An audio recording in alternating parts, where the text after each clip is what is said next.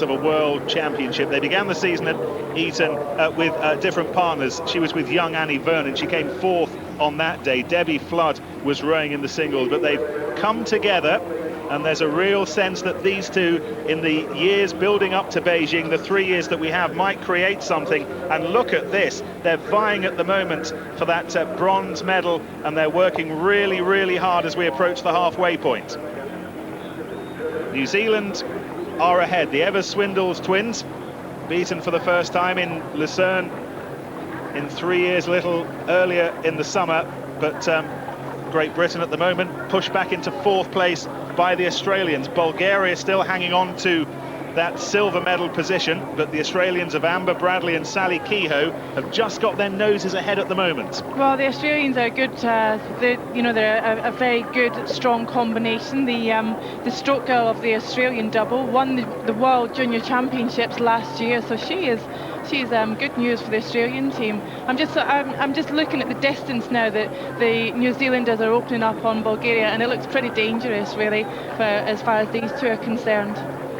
Yes, that's the battle for the gold and silver medals. British interest remains on the battle for bronze, and at the moment it's the Australians who are winning it. They flew in with typical Aussie brashness to Japan, saying they'd only be satisfied with gold. Well, I don't think they're going to get gold.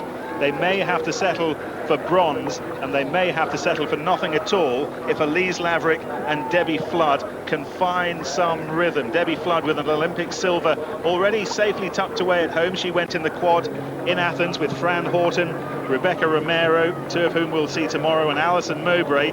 She's a Yorkshire woman full of fire and determination. It really is asking too much, I think, to cut the distance on these two. These two are at the moment powering their way towards the gold medal. The Evers-Swindell twins, Georgina and Caroline, look powerful, they look solid, and they've got back in the groove since that defeat at Lucerne. Quite annoyed at myself for ever doubting these two.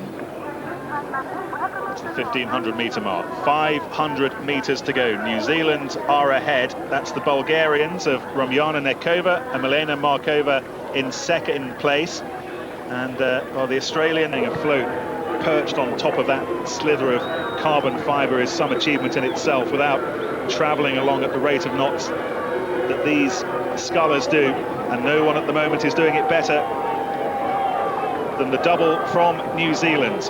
Georgina Evers-Swindell and her twin sister Caroline. Actually, it's coming from the legs, but there's a lot of upper body going down there as well. Here come Bulgaria. Bulgaria have really put on a huge push, but there's just no way that it's ever going to make any kind of distance on the lead that the Swindell sisters have right now. The finish line is approaching for New Zealand.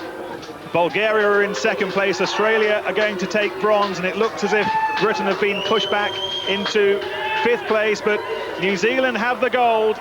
It's silver expected. There's a big gap now between silver and bronze, but Australia, with Amber Bradley and Sally Kehoe, will take the silver medal. The Germans have pushed through, Magdalena Schmuder and Christiana Huth to take fourth place, and Britain just hang on to take fifth place from the Italians. Elise Laverick and Debbie Flood will settle for fifth, but they have a long, long time to go before they have to prepare themselves for the Beijing Olympics. So confirmation, the gold medal goes to the Kiwis. Bulgaria takes silver, Australia slipping through into bronze. Great Britain will be disappointed with fifth place.